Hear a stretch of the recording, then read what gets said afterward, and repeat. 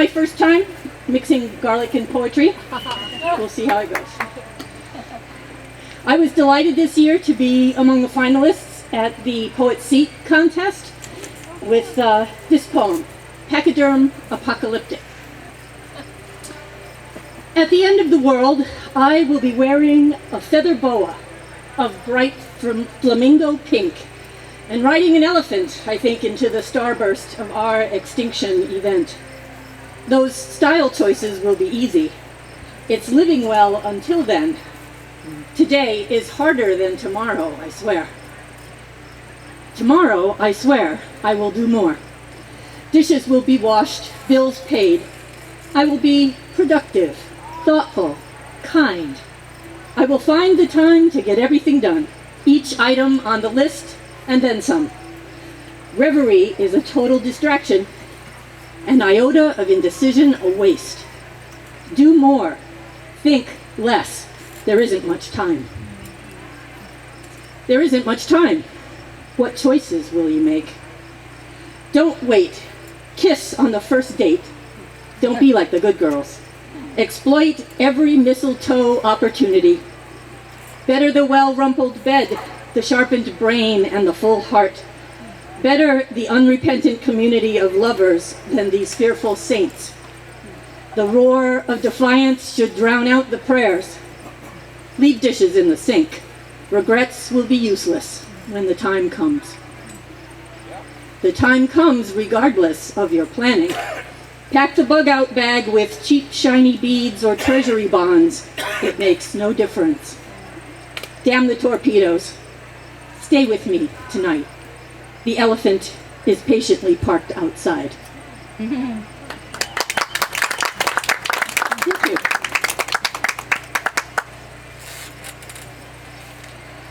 This is a first foray into flash fiction.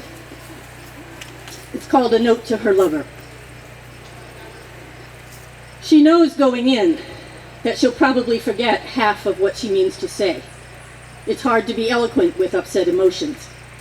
So the note is written out with care ahead of time. A stubborn analog holdover, no doubt, but it's comforting.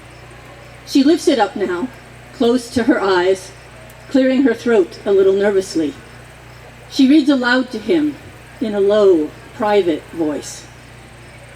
Mind, soul, and body, you are my lover.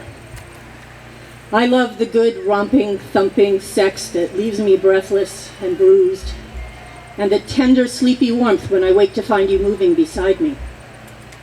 I love the moonless midnight embraces that smell like smoke and sweat, or the hungry kisses who needs foreplay, lovemaking after I've traveled 1,000 kilometers to appear in your arms. I love the tangle on a lost weekend when we're already aching and sore but can't bear not to be laughing and wrapped together. And I am in awe of those moments making love with you that are so transcendent they feel sacred. You are my lover, and all these things are still true, though I will never share your bed again. Finished, she glances up. His face is calm, mouth closed in silence, but his hand reaches slowly towards her. Is this customary? She wonders, disconcerted, but there's no one in earshot to ask. She ignores the pulsing threshold line and steps close to place the folded note in his open palm.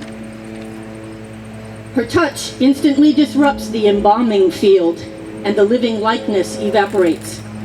There's a sudden odor, damp and earthy like basement mushrooms.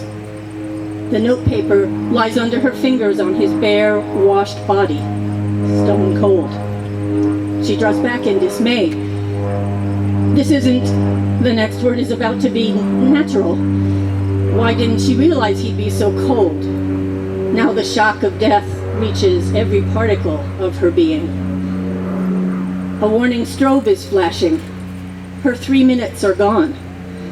She nods a couple of times, then drapes one arm over his chest and tucks her head into his shoulder as best she may. Her eyes are closed.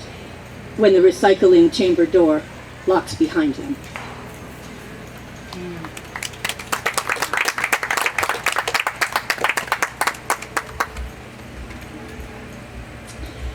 And this is a group of very short pieces. They started out as ways to save ideas or funny bits of conversation or things I wanted to explore later at more length, but as these things do, they kind of took on a life of their own when I sort of clumped them all together. So I call them unrelated questions, and each new bit starts with a fresh question. Do you keep your eyes open when you're on the roller coaster? The screams seem louder if they're closed, and the plummet down more terrifying. I'd rather see the ground coming. Do you have a brochure for that? No, Dad. It isn't the local congregational church. It's a pagan circle. Tree huggers, witches, nudists and herbalists, existential humanists who practice magic and sacrifice virgins. Oh, that's nice, dear. Pass the salt. How will you know when you're losing your mind? So many things are fairly haphazard now. Did I tell you my parents taught themselves how to use dynamite? They were good at it. Blowing things up is easy. Saving them is harder. Who among us is a 10 for long? My own title claim to sex goddess of the world was brief. What a relief to have other skills and a day job. Should we study religion or practice it? The answer probably comes down to your personal need for proof versus your wish for faith.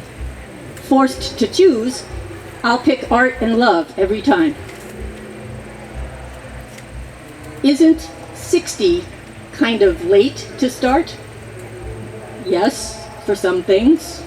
Ballerina, astronaut, world's youngest violin prodigy. No for others. Philosopher, writer, neighborhood cupcake baker. Late blooming is better than not. And I value artisanal so much more now. What is the half-life of genius? Madame Curie's journal is still radioactive. A lead-lined archive box keeps us from knowing it. Is gravity really to blame? When our chins are on our chests and our breasts are at our waists, our hips may break from the low center strain. If I call it skin hunger, will you read my book? Therapists among you might advise I just pay for an hour's professional cuddling and save my breath, not to mention all the trees involved. Would you agree that empathy is an act of fiction, the pretense of an honest heart? Why might you deserve a medal? My friend Linda thinks that she should have one for all the things she doesn't say when provoked. That's probably right, knowing her vocabulary. I think that I took one for the team in the summer of '71 when I taught French kissing to all the boys who needed it. I imagine my legacy of happy lovers and wives, but there's no way to track the lives I've touched with lips and teeth and tongue.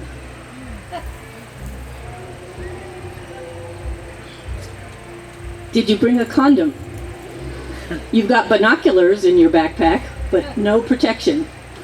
I guess we're just making out then. Or bird watching, take your pick.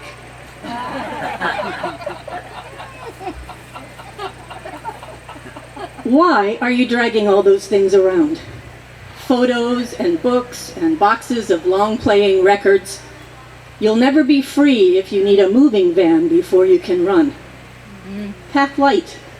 Buy consumables. Leave the gun, take the cannoli. The path to simple happiness can be yours. Is that knife sharp? The last thing you want is a dull blade and a hack job, whatever you're cutting. Don't you appreciate a good flying buttress? Part graceful architecture, part structural brace. Each of us could probably use a little heavy load displacement. Now what to do about the weight of the world? Thank you.